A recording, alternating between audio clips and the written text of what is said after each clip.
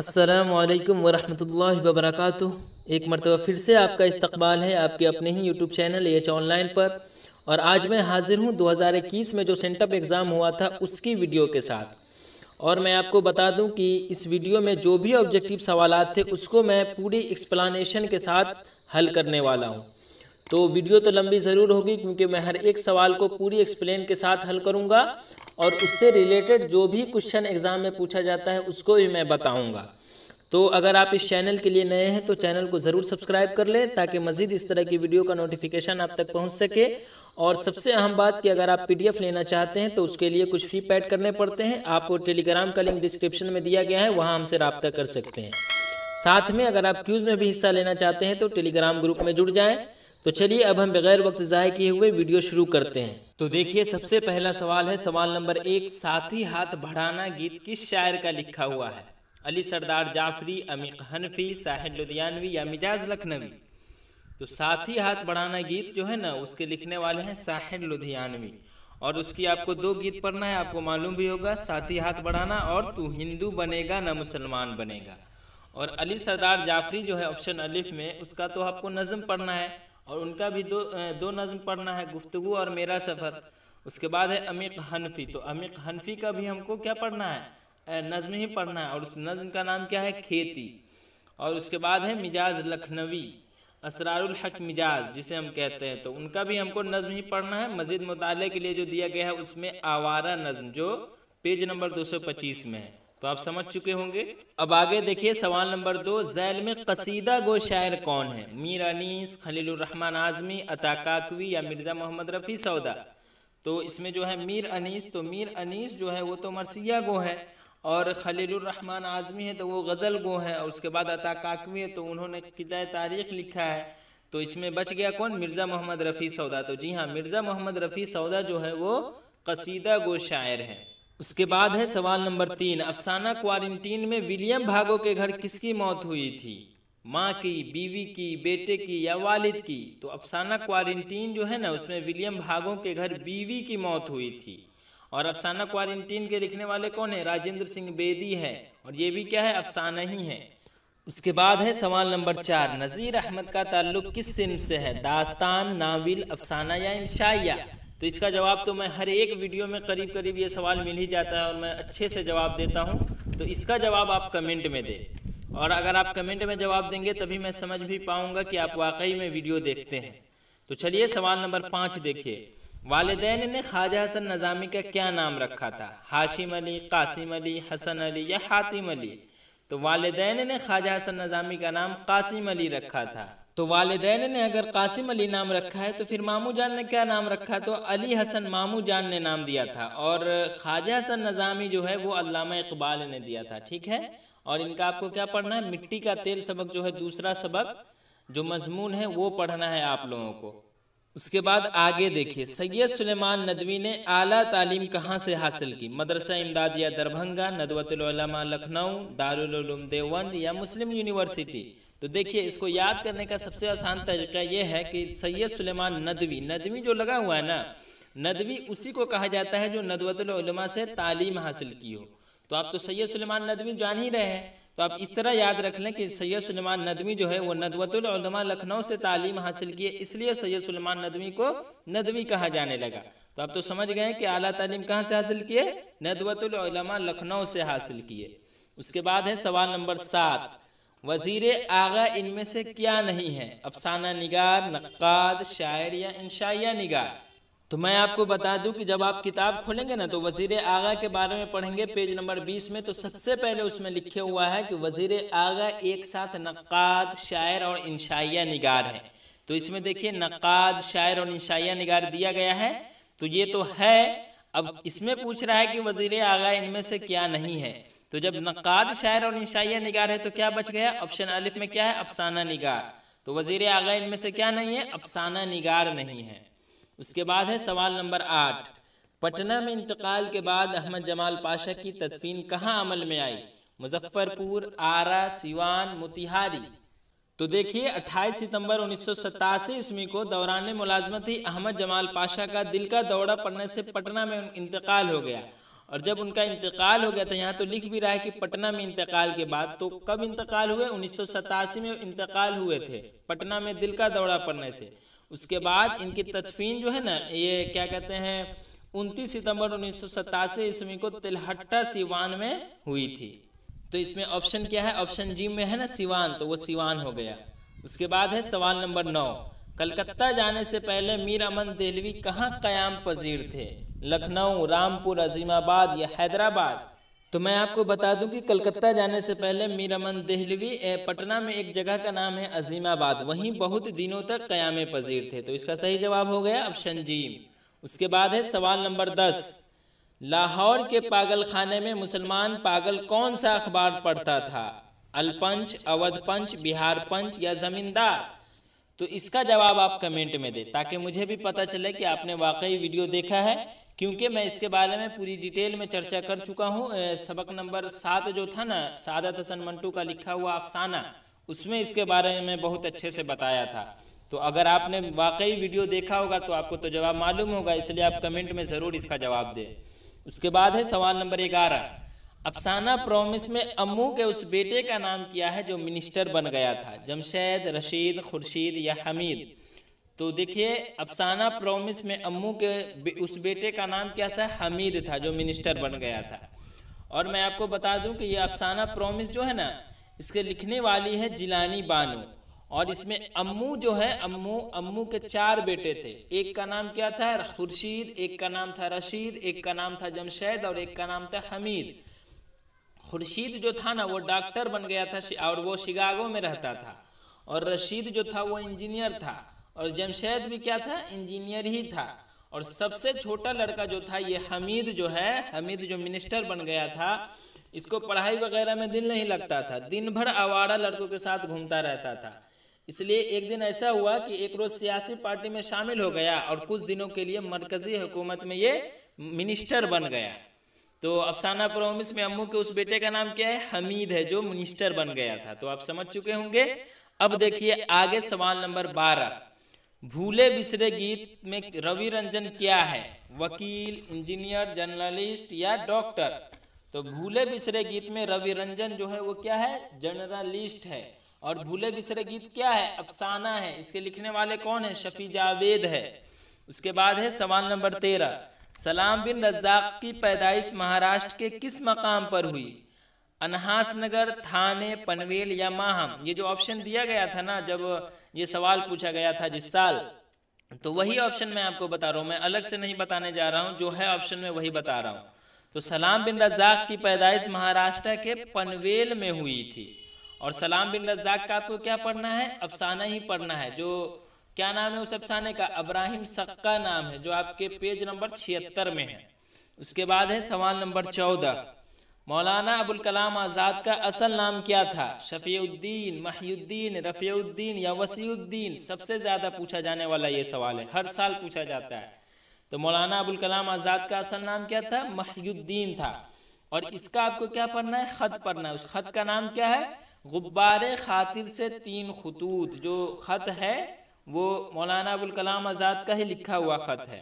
उसके बाद है सवाल नंबर 15, अली सरदार जाफरी की अदबी ज़िंदगी का आगाज़ किससे हुआ? ड्रामा निगारी, इंशाइया निगारी, अफसाना निगारी या नावल निगारी? तो अली सरदार जाफरी की अदबी ज़िंदगी का आगाज़ अफसाना निगारी से हुआ, लेकिन वो उनका आपको पढ़ना क्या है? नज़्म पढ़ना है, गुफ्तगू और मेरा सफ़र। लेकिन यहाँ पूछ रहा है अली सरदार जाफरी की अदबी ज़िंदगी का आगाज़, यानी शुरू के ज़िंदगी का आगाज़। तो अली सरदार जाफरी की शुरू की ज़िंदगी का आगाज़ अफसाना निगारी से हुआ, आप कंफ्यूज ना करेंगे। उसके बाद है सवाल नंबर 16, मेरा सफ़र किसकी नज़्म है? यूजेन मुंताले, मिजाज, अमीर हनफी या अली सरदार जाफरी? तो इसके बारे में तो मैं जस्ट अभी बताया हूँ इसी सवाल में, यानी सवाल नंबर 15 में। तो इसका जवाब आप कमेंट में दें ताकि मुझे फिर से पता चले कि आप वाकई में यहाँ तक वीडियो देख चुके हैं। उसके बाद है सवाल नंबर 17, हिंद पाक दोस्ती के नाम कौन सी नज़्म से मंसूब है? हम नहीं जानते, आवारा, गुफ्तगू या खेती? तो आपको तो मालूम ही होगा, हिंद पाक दोस्ती के नाम गुफ्तगू जो नज़्म है उससे मंसूब है। और गुफ्तगू के लिखने वाले कौन है? अली सरदार जाफरी ही है। उसके बाद है सवाल नंबर 18, नज़्म बरक़े कलीसा में शायर किससे मुखातिब है? रहनुमाओं से, आवाम से, कलीसा की मिस से या कलीसा के वफादार से? तो देखिए, सबसे ज़्यादा कंफ्यूज इसलिए यहाँ बच्चे करते हैं कि कलीसा की मिस से भी ऑप्शन में है और कलीसा के वफादार से भी है। तो हालांकि बच्चे को तो याद ज़रूर होगा, अगर उन्होंने कुछ पढ़ा होगा तो जैसे नज़्म बरक़े कलीसा, कलीसा यहाँ आ रहा है ना, तो इससे बच्चे दिमाग लगा सकते हैं। लेकिन रहनुमाओं से और आवाम से तो छुटकारा पा लेंगे बच्चे, लेकिन यहाँ जो है कलीसा की मिस से और कलीसा के वफादार से यही बच्चे कन्फ्यूज़ कर जाते हैं। तो देखिए नज़्म बरक़े कलीसा में शायर जो है ना वो कलीसा की मिस से मुखातिब है, ठीक है। और नज़्म बरक़े कलीसा जो है वो ज़रीफ़ाना नज़्म है और इसके लिखने वाले कौन है? अकबर इलाहाबादी है। आपके एग्ज़ाम में ये भी आ सकता है कि बरक़े कलीसा कैसा नज़्म है, उसमें ऑप्शन दे देगा ज़रीफ़ाना नज़्म, पाबंद नज़्म, आज़ाद नज़्म, इनमें से कोई नहीं। तो बरक़े कलीसा क्या है? ज़रीफ़ाना नज़्म है। और एक मुतशायर भी है, वो भी ज़रीफ़ाना नज़्म है, उसमें भी ऑप्शन में दे देगा आज़ाद नज़्म, ज़रीफ़ाना नज़्म, पाबंद नज़्म, इनमें से कोई नहीं। और पूछ देगा मुतशायर कैसा नज़्म है, तो मुतशायर कैसा नज़्म है? ज़रीफ़ाना नज़्म है। और इसके लिखने वाले कौन है? ज़फ़र कमाली है। और बरक़े कलीसा के लिखने वाले कौन है? अकबर इलाहाबादी है। तो आप समझ चुके होंगे। अब आगे देखिए सवाल नंबर 19, हम बिलाखिर उसके लुक में, हम बिलाखिर उसकी फसल, ये दोनों मिसरे किस नज़्म से माखूज़ है? खेती, गुफ्तगू, हम नहीं जानते, या बरक़े कलीसा? तो हम बिलाखिर उसके लुक में, हम बिलाखिर उसकी फसल, ये जो दोनों मिसरे हैं ये खेती जो नज़्म है जिसके लिखने वाले अमीक़ हनफी है उससे माखूज़ है, जो आपके किताब में पेज नंबर 124 पर दिया हुआ है। यानी लफ्ज़ और माने जो दिया हुआ है ना उससे जस्ट ऊपर दिया हुआ है हम बिलाखिर उसके लुक में, हम बिलाखिर उसकी फसल। मेरे पास किताब भी है, मैं किताब से देखकर भी जवाब दे रहा हूँ, इसलिए आप ये ना सोचें कि गलत जवाब दे रहे हैं। मैं बिल्कुल एक्सप्लेन के साथ हर एक सवाल को हल कर रहा हूँ ताकि आप एग्जाम में जाएं तो कंफ्यूज न रहे। बहरहाल आगे देखिए, जाहिदा जैदी ने किसकी नज़्म का तर्जमा किया? विलियम शेक्सपियर, केट्स, यूजेन मोंताले या शिबली नोमानी? तो देखिए जाहिदा जैदी जो है ना वो यूजेन मोंताले की नज़्म का तर्जमा किया था और उस नज़्म का नाम क्या था? हम नहीं जानते, जो अतालवी नज़्म है, जिसका जो यूजेन मोंताले की नज़्म है जिसका तर्जमा जाहिदा जैदी ने किया। तो आप समझ चुके होंगे, मैं सारा चीज़ इसमें बता दिया। फिर से बता देता हूँ कि उस नज़्म का नाम क्या है? हम नहीं जानते हैं, जो अतालवी नज़्म है। और ये जो है यूजेन मोंताले की नज़्म है जिसका तर्जमा जाहिदा जैदी ने किया। उसके बाद है सवाल नंबर 21, अरबी कसायद की तशहीब से फारसी के शायरों ने किस सिन्फ की ईजाद की? मसनवी, कसीदा, मरसिया या गज़ल? तो देखिए अरबी कसायद की तशहीब से फारसी के शायरों ने गज़ल की सिन्फ की ईजाद की थी। तो इसका सही जवाब क्या हो गया? ऑप्शन दाल। उसके बाद है सवाल नंबर 22, गालिब ने किस मारूफ शायर की पैरवी की? खय्याम, अमीर खुसरू, सादी शेराजी या मिर्ज़ा अब्दुल कादिर बैदल? तो देखिए ये तो सबसे अच्छी बात है कि गालिब ने मिर्ज़ा अब्दुल कादिर बैदल जो है ना वो उस शायर की पैरवी की थी। तो इसका सही जवाब है ऑप्शन दाल। उसके बाद है सवाल नंबर 23, मंदरजा झैल में से सही मिसरा कौन सा है?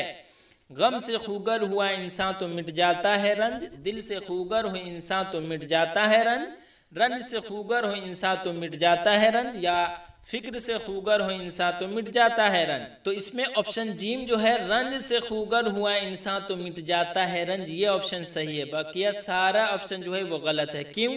क्योंकि देखिए रंज से खूगर हुआ इंसान तो मिट जाता है रंज, ये सही है। उसके बाद उसमें क्या दिया हुआ? गम दिए हुआ है, तो गम से खूगर नहीं होगा, रंज से खूगर होगा। उसी तरह आगे है दिल से खूगर, तो दिल से नहीं होगा, रंज से होगा। उसी तरह लास्ट में फिक्र से खूगर, तो फिक्र से थोड़ी ना किताब में रंज से खूगर है। और ये किस शायर का नज़्म है? इसका जवाब आपको कमेंट में देना है ताकि मुझे पता चले कि आप वाकई में वीडियो देखते हैं। उसके बाद है सवाल नंबर 24, यगाना चंगेज़ी की जिंदगी का बेशतर हिस्सा कहाँ बसर हुआ? पटना, कोलकाता, हैदराबाद या लखनऊ? तो देखिए यगाना चंगेज़ी की जिंदगी का बेशतर हिस्सा जो है ना वो लखनऊ में बसर हुआ था। उसके बाद है सवाल नंबर 25, आयात विजदानी के तख्लीक कार का नाम क्या है? राशिक अजीमाबादी, खलीलुर रहमान आजमी, यगाना चंगेज़ी या फिर अली सरदार जाफरी? तो आयात विजदानी जो है ना उसके तख्लीक कार कौन है? यगाना चंगेज़ी है। जब आप अपना किताब खोलेंगे और पेज नंबर 152 पर जाएंगे तो उसमें सबसे नीचे दिए हुआ है, सबसे नीचे जस्ट नस्तर यास, आयात विजदानी, तराना और गंजीना वगैरह जो है ये यगाना चंगेज़ी की अहम किताबें हैं। तो इससे क्या पता चला? आयात विजदानी जो है वो यगाना चंगेज़ी की किताब है, यानी आयात विजदानी के तख्लीक़कार कौन है? यगाना चंगेज़ी है। उसके बाद है सवाल नंबर 26, उर्दू मुअल्ला किसकी तसनीफ का मजमुआ है? हसरत मुहानी, मिर्ज़ा गालिब, मौलाना अबुल कलाम आज़ाद या फिर शाद अज़ीम आबादी? तो देखिए उर्दू मुअल्ला जो है ना वो मिर्ज़ा गालिब की तसनीफ का मजमुआ है। और अगर आपसे पूछे कि मिर्ज़ा गालिब के 2 मजमुए का नाम बताएं तो क्या क्या नाम है? उर्दू हिंदी और उर्दू मुअल्ला नाम है, जो आपके किताब में पेज नंबर 147 पर नीचे से 5 लाइन ऊपर दिए हुआ है। उसके बाद है सवाल नंबर 27, खलीलुर रहमान आज़मी किस यूनिवर्सिटी में प्रोफेसर थे? इलाहाबाद यूनिवर्सिटी, लखनऊ यूनिवर्सिटी, अलीगढ़ मुस्लिम यूनिवर्सिटी या जवाहरलाल नेहरू यूनिवर्सिटी? तो खलीलुर रहमान आज़मी जो है ना वो अलीगढ़ मुस्लिम यूनिवर्सिटी में प्रोफेसर थे। और मैं आपको खलीलुर रहमान आज़मी के बारे में बता दूं कि खलीलुर रहमान आज़मी आजमगढ़ के गानो सैयदा सुल्तानपुर में 9 अगस्त 1927 ईस्वी को पैदा हुए थे। और ये मुलाजमत ही कर रहे थे ना, तो यानी दौरान मुलाजमत ही 1 जून 1978 ईस्वी को सिर्फ 51 साल के जो थे तो इनका इंतकाल हो गया था। उसके बाद है सवाल नंबर 28, इसका सानी मिसरा क्या है? सूरज है, गोना, मेहरबां है, सर पे नीला साएबा? तो ऑप्शन में है ए जिंदगी दायम रहे साया तेरा, ए बंदगी दायम रहे साया तेरा, ए आसमां ए जिंदगी दायम रहे साया तेरा, ए दिल बरा दायम रहे साया तेरा? तो इसका सही जवाब क्या है? ए आसमां ए जिंदगी दायम रहे साया तेरा, यानी ऑप्शन जी। उसके बाद है सवाल नंबर 29, हिसाबे जमल में बा के लिए कितना अदद मुतय्यन है? 2, 5, 7, 9? इसका मतलब आप समझे, हिसाबे जमल जो अबजद इदरीसी को कहते हैं। अबजद इदरीसी कौन कौन है? कलमा जो है अबजद, हव्वज, हुत्ती, कलिमन, साफज, करशद, सखज, जज्जग, ये जो है ये क्या है? अबजद इदरीसी, इसी को कहते हैं। और इसी से जो बिस्मिल्लाहिर्रहमानिर्रहीम को 786 लिखते हैं या मोहम्मद को 92 लिखते हैं, तो इसी अबजद इदरीसी से बनता है। या बागो बहार का जो 1217 नंबर मिलता है वो कैसे मिलता है? इसी से मिलता है। तो इसकी मैं अलग से एक वीडियो बनाया था, आप ज़रूर देखें उसको, क्योंकि एग्जाम में आपको 2-3 नंबर का ऑब्जेक्टिव सवाल पूछता है और ये सबसे आसान है। तो 2-3 नंबर हम क्यों छोड़े, जब हमसे बन सकता है तो जोड़ घटाव करना है, बस जवाब दे देना है। तो इसकी वीडियो मैं बना चुका हूं, अबजद इदरीसी, आप प्लेलिस्ट में जाएं, वहां है अबजद इदरीसी करके, आप उस वीडियो को जरूर देख लें। अब आगे देखिए सवाल नंबर 30, दर्जे झैल में अता काकवी की तख्लीक कौन सी है? अशरफ कादरी, मुतशायर, गमे अरशद या मौलाना निजामुद्दीन? तो इसमें जो है ना गमे अरशद जो है वो अता काकवी की तख्लीक है। और गमे अरशद क्या है? क़िता तारीख है। उसके बाद सवाल नंबर 31 देखिए, मीर अनीस की पैदाइश कहाँ हुई थी? लखनऊ में, सुल्तानपुर में, बलरामपुर में या फैज़ाबाद में? तो मीर अनीस की पैदाइश जो हुई थी ना वो फैज़ाबाद में हुई थी। और मीर अनीस क्या थे? मरसिया गो थे। इसका आपको क्या पढ़ना है? मरसिया। मरसिया का नाम क्या है? यारब चमने नज्म को गुलजारे इरम कर, ये पेज नंबर 178 पर मौजूद है, समझे? आप देख लेंगे जरूर। उसके बाद चलिए आगे देखिए सवाल नंबर 32, मरसिया गोई में मीर अनीस के हरीफ कौन थे? अभी मैं आपको बताया था ना कि मीर अनीस क्या है? मरसिया गो है। तो इसमें ऑप्शन में क्या क्या है? मीर ज़मीर, मिर्ज़ा खलीक, मिर्ज़ा दबीर या जाहिक? तो मरसिया गो में मीर अनीस के हरीफ कौन थे? मिर्ज़ा दबीर थे। उसके बाद है सवाल नंबर 33, एहसान दानिश की तालीमी लियाकत क्या थी? 4वीं जमात, 8वीं जमात, मैट्रिक या फिर इंटर? तो देखिए एहसान दानिश ने सिर्फ 4वीं जमात तक तालीम हासिल की थी। और अरबी और फारसी जो है ना वो कांदला के एक बुजुर्ग थे हाफिज़ मोहम्मद मुस्तफ़ा, उनसे सीखी थी। और मैं आपको एहसान दानिश की हालात ज़िंदगी के बारे में बता दूं कि एहसान दानिश की बचपना जो है ना वो बहुत गुर्बत में गुजरी थी। इसी गुर्बत की वजह से कम उम्री में मजदूरी करने पर मजबूर हो गए थे और दिन भर वो मजदूरी किया करते थे। और उनके वालिद साहब जो थे उनको किताब सुनने का बहुत ज़्यादा शौक़ था। तो एहसान दानिश दिन भर मजदूरी करते थे और जब शाम में आते थे तो काजी मोहम्मद ज़की के कुतुबखाना से एक किताब आती थी जो एहसान दानिश के उस्ताद थे, उसी से वो अपने दोस्तों के साथ बैठते थे और अपने वालिद को यानी अपने दोस्त और वालिद को किताब पढ़कर सुनाया करते थे। बहरहाल आगे सवाल नंबर 34 देखिए, महाराजा बनारस ने रजब अली बेग सरवर को कितने रुपये पर मुलाजिम रखा था? 50 रुपये, 75 रुपये, 100 रुपये या फिर 200 रुपये? तो देखिए मैं आपको बता दूं कि 1857 की बगावत के बाद महाराजा बनारस ने रजब अली बेग सरवर को 100 रुपये पर मुलाजिम रखा था, समझे? तो इसमें सही जवाब क्या हो गया? ऑप्शन जी। उसके बाद है सवाल नंबर 35, फसाने अजायब में बादशाह किसके करीब में आ जाता है? वजीर आजम, सौदागर, फ़कीर या फिर शहजादी? तो फसाना अजायब में बादशाह जो है ना वो सौदागर के करीब आ जाते हैं, और इसके लिखने वाले कौन है? रजब अली बेग सरवर है, जो एक दास्तान है। उसके बाद आगे देखिए सवाल नंबर 36, अफसाना क्वारंटीन में शहर का बच्चा बच्चा किसका नाम सुनकर कांप जाता था? तो आप जब पढ़ेंगे ना इस कहानी को यानी अफसाना को, तो उसमें आपको पता चलेगा कि अफसाना क्वारंटीन में शहर का बच्चा बच्चा जो था ना वो प्लेग के नाम सुनकर कांप जाता था। और इसके मुसन्निफ कौन है मालूम है आपको? राजेंद्र सिंह बेदी है, यानी क्वारंटीन अफसाना के क्या कहते हैं राइटर जो है उसका नाम क्या है? राजेंद्र सिंह बेदी है, जो आपके सबक नंबर जो आपके पेज नंबर 202 में है। उसके बाद आगे देखिए सवाल नंबर 37, स्कूली तालीम के बाद जयप्रकाश नारायण ने किस कॉलेज में दाखिला लिया? तो देखिए साइंस कॉलेज पटना है, पटना कॉलेज पटना है, कॉमर्स कॉलेज पटना है या टीपीएस कॉलेज पटना है। तो स्कूली तालीम के बाद जयप्रकाश नारायण ने पटना कॉलेज पटना में दाखिला लिया था, जो ये गांधी मैदान से जस्ट थोड़ा सा पहले है, मैं वहां पर रहा भी था। बहरहाल आगे देखिए सवाल नंबर 38, जोश मलिया आबादी की नज़्म का उन्वान क्या है? आवारा, मेरा सफ़र, शिकस्ते ज़िंदा का ख्वाब या फिर खेती? तो जोश मलिया आबादी के नज़्म का उन्वान क्या है? शिकस्ते ज़िंदा का ख्वाब। उसके बाद आगे देखिए सवाल नंबर 39 है, आहंग किसका शेरी मजमुआ है? खलीलुर रहमान आज़मी, अली सरदार जाफरी, साहिर लुधियानवी या मिजाज लखनवी? तो आहंग जो है वो मिजाज लखनवी का शेरी मजमुआ है, जो आपके किताब में पेज नंबर 224 में सबसे लास्ट में दिया गया है। उसके बाद है सवाल नंबर 40, यारब चमने नज़्म को गुलजारे इरमकर यह किसका मिसरा है? यगाना चंगेजी, मीरानीस, सौदा या फिर राशिक हजीमाबादी? तो यारब चमने नज़्म को गुलजार इरम कर, तू फैज़ का मुब्दा है तवज्जा कोई दम कर। ये जो है ना ये मिसरा, ये मरसिया है जो मीर बैर अली अनीस का मिसरा है। तो इसका सही जवाब है ऑप्शन बा। उसके बाद है सवाल नंबर 41, कसर के क्या माने हैं? खुशबू, दरख्त, महल या मेमार? तो कसर के माने हैं महल। उसके बाद है सवाल नंबर 42, हुक्म की जमा क्या है? तो हुक्म की जमा अहकाम। उसके बाद है सवाल नंबर 43, अता को फिक्र हुई उसकी साल रहलत की? इसमें अता क्या है? कुन्नियत, लक़ब, तखल्लुस, खताब। अभी जो मैं अभी आपको बताया था ना आलम की किस्में, 6 आलम के किस्में जो आपको बताया था, कुछ याद है आप लोगों को? क्या भूल गए? उसमें था इसमें कुन्नियत, लक़ब, खताब, उर्फ और तखल्लुस। तो उसमें तखल्लुस जो था वो उसमें मैं आपको एग्जाम्पल दिया था ना कि अता को फिक्र हुई उसकी साल रहलत की। इसमें अता क्या है? तो अता क्या है? तखल्लुस है। क्यों? क्योंकि वह नाम जिसे शायर शायरी में इस्तेमाल करे उसे हम तखल्लुस कहते हैं। उसमें मैं बहुत सारा एग्जाम्पल दिया था, जैसे अल्ताफ़ हुसैन हाली के दिल में कौम का दर्द था, तो इसमें हाली क्या है? तो तखल्लुस है। उसी तरह और भी दिया था, जैसे यूं ही गर रोता रहा गालिब, तो अहले जहाँ, इसमें गालिब क्या है? तो गालिब क्या है? तखल्लुस है। उसी तरह और भी सवाल पूछा गया था, जैसे ए वली जो लिबास तन पर रखा है, इस मिसरे में वली क्या है? तो क्या है? तखल्लुस है।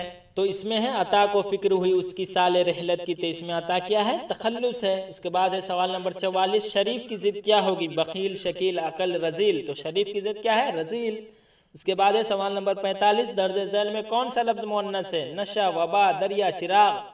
तो इसमें से मुअन्नस जो है ना वो वबा है। बकिया सब जैसे नशा, दरिया, चिराग ये सब जो है ये मुज़क्कर है, और वबा जो है वो मुअन्नस है।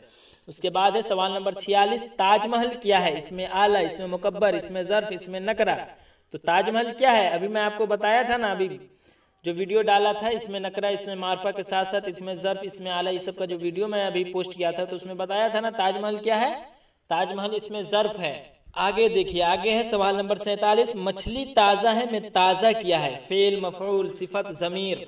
तो मछली ताज़ा है में ताज़ा क्या है? सिफत है। इसके बारे में मैं बहुत अच्छे तरीके से बताया था, इसमें सिफत और इसमें मौसूफ को जब बताया था, तो उसमें बहुत सारे एग्जाम्पल लेकर मैं आपको समझाया था, जैसे शेर बहादुर जानवर है, उस बाग के आम बहुत मीठे हैं, लोमड़ी चालाक है। इस समय शेर बहादुर है, जानवर है, इसमें बहादुर जो है वो शेर की खूबी या खामी को बता रहा है, तो इसमें बहादुर क्या हो गया? बहादुर हो गया सिफत, और शेर जो हो गया वो मौसूफ हो गया। उसी तरह इसमें दिए हुआ है मुझे मछली ताज़ा है, इसमें ताज़ा क्या है? तो ताज़ा क्या है? मछली की खूबी या खामी को बता रहा है, तो ताज़ा क्या हो गया? सिफत हो गया। उसके बाद है सवाल नंबर 48, मुझे दिल की खता पर याद शर्माना नहीं आता, पराया जुर्म अपने नाम लिखवाना नहीं आता है। शेर के मिसरों में शर्माना और लिखवाना क्या है? तखल्लुस, काफिया, मक्ता, रदीफ? तो जी हाँ, मुझे दिल की खता पर याद शर्माना नहीं आता और पराया जुर्म अपने नाम लिखवाना नहीं आता। इसमें शर्माना और लिखवाना जो है ना वो काफिया है, और इसके बारे में मैं अलग से बताऊंगा, अभी वक्त ज़्यादा नहीं है। चलिए आगे देखिए, सवाल नंबर 49, मीर हसन मशहूर मसनवी निगार है, इसमें लाहिका क्या है? मसनवी, मीर हसन, निगार या मशहूर, तो एक होता है साबका और एक होता है लाहिका। साबका का मतलब होता है पहले और लाहिका का मतलब होता है बाद में। तो मसनवी निगार में बाद में क्या आ रहा है? निगार आ रहा है, तो इसमें निगार क्या हो गया? लाहिका हो गया। और मसनवी क्या हो गया? साबका हो गया। तो इसमें पूछ रहा है लाहिका, तो लाहिका हो गया निगार। उसके बाद है सवाल नंबर 50, सर पर कफन बांधना क्या है? कहावत, मुहावरा, मकूला, पहेली। मैं आपको बार बार कहता रहता हूँ कि आप ये सब भी देखा करें कि सर पर कफन बांधना आखिर है क्या। जैसे लास्ट में जो ना लगा रहता है तो इससे पहचान है ना, मुहावरा का पहचान है कि लास्ट में ना लगा हो। तो सर पर कफन बांधना में ना लगा हुआ है ना, तो ये क्या हो गया? मुहावरा हो गया। उसके बाद है सवाल नंबर 51, घोड़ा सरपट दौड़ रहा है, इसमें फाइल कौन है? सरपट, घोड़ा दौड़ रहा है, तो बहुत ही आसान है। देखिए आप गौर से, घोड़ा सरपट दौड़ रहा है, इसमें फाइल कौन है? घोड़ा क्या है? घोड़ा फाइल है। उसी तरह सवाल नंबर 52, बच्चे सुबह सवेरे स्कूल जाते हैं, इसमें मफऊल क्या है? बच्चे सुबह सवेरे स्कूल जाते हैं, तो बच्चे सुबह सवेरे स्कूल जाते हैं, इसमें स्कूल क्या है? स्कूल मफऊल है। और इसकी मैं वीडियो बना चुका हूँ, इसलिए मैं अभी यहाँ आपको नहीं समझा रहा हूँ। आप वहाँ देखें, आपको मैं करीब करीब लंबी वीडियो बनी थी, उसमें मैं अच्छे से समझाया था। तो आप ज़रूर उस वीडियो को देखा करें, प्लेलिस्ट में जाएँ, वहाँ कवायद की वीडियो देखें। मैं 5 वीडियो लाया था कवायद की, आप 5 देख लें अच्छे तरीके से। मैं सबसे पहले तो थंबनेल पे बता दिया है कि इस वीडियो में क्या क्या बताया गया है, तो आप वहाँ सबसे पहले जाकर देखें। उसके बाद ये ज़रूर आपको समझ में आएगा कि आखिर ये इसमें मफऊल कैसे है। खैर आगे देखिए सवाल नंबर 53, दरख्त इसम की कौन सी किस्म है? इसमें तस्गीर, इसमें जामिद, इसमें मस्दर, इसमें मश्तक। तो दरख्त इसमें जामिद है, इसमें तो कोई शक नहीं है। उसके बाद है सवाल नंबर 54, दर्जे झैल अल्फाज में किसकी इमला हिज्जे दुरुस्त है? नुक्ता ची, नशीस्त, ज़ख़ीम, बिल्कुल। तो इसमें देख रहे हैं ना, नुक्ता ची में नुक्ता गलत है, उसके बाद नशीस्त गलत है, उसी तरह बिल्कुल गलत है, बालकुल की तरह लिखाता है बिल्कुल और उसे पढ़ते हैं बिल्कुल। और ये इसमें क्या है? ज़ख़ीम जो है ना वो सही है। उसके बाद है सवाल नंबर 55, 4 दिन की चांदनी फिर अंधेरी रात क्या है? मक़ूला, मुहावरा, पहेली, ज़रबुल इमसाल। तो क्या है? 4 दिन की चांदनी फिर अंधेरी रात, ये क्या है? ज़रबुल इमसाल है, जिसे हम कहावत भी कहते हैं। उसी तरह सवाल नंबर 56 देखिए, मौलाना अबुल कलाम आज़ाद जमहूरिया हिंद के पहले वज़ीर तालीम थे, यह जुमला किस ज़माने से ताल्लुक़ रखता है? मौलाना अबुल कलाम आज़ाद जमहूरिया हिंद के पहले वज़ीर तालीम थे। यहाँ क्या आया? था, थे, थी। मैं आपको बताया था जब था, थे, थी रहेगा तो क्या होगा? वो फ़ेल माजी होगा। तो आप तो सीधा समझ चुके होंगे, मौलाना अबुल कलाम आज़ाद जमहूरिया हिंद के पहले वज़ीर तालीम थे, तो ये क्या है? माजी है। और अगर है हो हूँ रहता है तो क्या होता? फ़ेल हाल होता है। जैसे लड़कियाँ खेल रही हैं, तुम गाते हो, महमूद लिखता है, ये सब रहता तो क्या होता? फ़ेल हाल होता। और अभी यहाँ पर क्या था? यहाँ पर था मौलाना अबुल कलाम आज़ाद जमहूरिया हिंद के पहले वज़ीर तालीम थे, तो थे से क्या पता चला? फ़ेल माजी है। उसी तरह अगर रहता अहमद राजा था, तो था से क्या पता चलता है? फ़ेल माजी पता चलता है। उसी तरह अगर रहता लड़के फुटबॉल खेलेंगे, तो गागेगी जिसमें रहेगा उसे हम क्या कहते? फ़ेल मुस्तक़बिल कहते। तो लड़के फुटबॉल खेलेंगे, ये क्या हो गया? फ़ेल मुस्तक़बिल है। उसी तरह मैं जाऊँगा, गा आया, तो ये क्या हो गया? फ़ेल मुस्तक़बिल है। तो आप समझ चुके होंगे, अभी मैं फिर से बता दिया आपको, माजी, हाल, मुस्तक़बिल। बहरहाल आगे देखिए, दर्जे झैल में इसमें मार्फा की मिसाल कौन है? जंगल, पहाड़, मस्जिदुल हराम, रेगिस्तान। तो आपको तो मैं बताया ही था, इसमें नकरा और इसमें मार्फा को अच्छे तरीके से बताया था। इसमें नकरा किसे कहते हैं? इसमें नकरा जिससे पूरी ज़ात का इल्म उसे हम इसमें नकरा कहते हैं, जैसे शहर, पहाड़, नदी वगैरह। और जिससे किसी खास चीज़ का इल्म उसे हम इसमें मार्फा कहते हैं, जैसे पटना, हिमालय। पटना एक से ज़्यादा है क्या? नहीं है। और उसी तरह कहेंगे शहर, तो शहर से तो आपको पता चलेगा, पता ही नहीं चलेगा कि आखिर किस शहर के नाम ले रहे हैं। लेकिन जैसे मस्जिदुल हराम, अगर मस्जिद कहें तो आपको थोड़ी ना पता चलेगा कि कौन मस्जिद की बात कर रहे हैं। लेकिन मैं यहाँ पर एक ख़ास मस्जिद का नाम ले लिया, मस्जिदुल हराम। तो मस्जिदुल हराम क्या हो गया? इसमें मार्फा। क्यों? क्योंकि जिससे किसी खास चीज़ का इल्म होता है उसे हम इसमें मार्फा कहते हैं। बहरहाल आगे देखिए, सवाल नंबर 58, इसम के बदले जो लफ्ज़ आए उसे क्या कहते हैं? फ़ेल, फ़ाइल, ज़मीर, मफ़ऊल। तो इसम के बदले जो लफ्ज़ आता है उसे हम ज़मीर कहते हैं। इसके बारे में मैं बता चुका हूँ, आप जाकर देख लें। उसके बाद है सवाल नंबर 59, दर्जे झैल अल्फाज में साबका की मिसाल कौन सी है? शर, बार, बेज़रर, खुददार, दिलगीर। तो आपको तो मालूम ही होगा, इसमें साबका कौन है? बेज़रर है। बहरहाल आगे देखिए, सबसे लास्ट सवाल है, दर्जे झैल में इसमें मुसग्गर कौन है? बाग, पल, पहाड़ी, किताब। तो देख रहे हैं ना, इसमें मुकब्बर और इसमें मुसग्गर सबसे पहले किसे कहते हैं? इसमें मुकब्बर का मतलब ही मैं बताया था आपको कि बड़ा, और इसमें मुसग्गर का मतलब बताया था छोटा। तो बाग जो है, बाग क्या है? इसमें मुकब्बर है, और बागीचा रहता है तो क्या हो जाता? क्या कहते हैं, बागीचा रहता है तो इसमें मुसग्गर हो जाता है। उसी तरह पहाड़, अगर पहाड़ रहता है तो क्या होता है? इसमें मुकब्बर होता है, और पहाड़ी है तो ये इसमें मुसग्गर है, तो इसमें क्या हो गया? पहाड़ी जो है वो इसमें मुसग्गर है। उसी तरह किताब है तो किताब तो इसमें मुकब्बर हो गया, क्यों? क्योंकि ये बड़ा है। और उसी तरह किताबचा रहता तो क्या हो जाता? वो इसमें मुसग्गर हो जाता। तो उम्मीद है कि अब आप समझ चुके होंगे। मैं हर एक सवाल को अच्छे तरीके से एक्सप्लेन किया है ताकि आप एग्जाम में जाएं तो कंफ्यूज ना रहें। तो चलिए आज के लिए बस इतना ही। अगर आपने इस चैनल को सब्सक्राइब नहीं किया है तो ज़रूर चैनल को सब्सक्राइब कर लें, और इस वीडियो को अपने दोस्तों तक ज़रूर शेयर करें ताकि वो भी फ़ायदा उठा सके। तो चलिए आज के लिए बस इतना ही। इंशाल्लाह फिर मैं एक नई वीडियो के साथ बहुत ही जल्द आऊँगा। तब तक के लिए खुदा हाफिज़।